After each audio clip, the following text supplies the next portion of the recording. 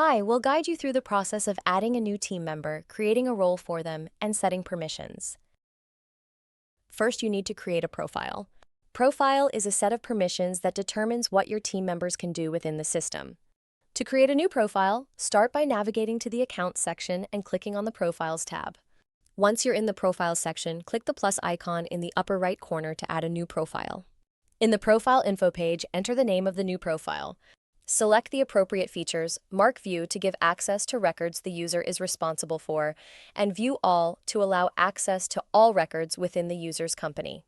Once these features are selected, go to Permissions tab to mark the relevant objects to set the permissions for the profile. Mark Modify to edit, mark Create to add, and mark Delete to give permission to delete.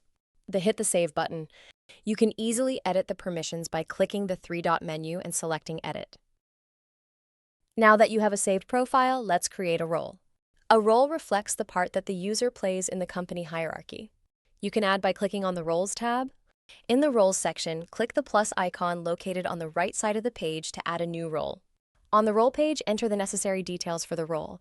Once you've filled in all the required information, click Save to create the role. Now that profile and role are set, you can now proceed in adding a team member by going to Managers tab, fill in all the required fields such as company, country, profile, and role. On the other pane, this is where you need to log the member's personal information such as name, identification, and birthday.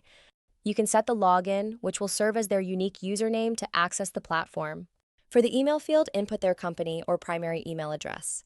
This email will be used for important communications, notifications, and account recovery purposes. Once added and granted with an access, they will receive an email with instructions on how to activate their account.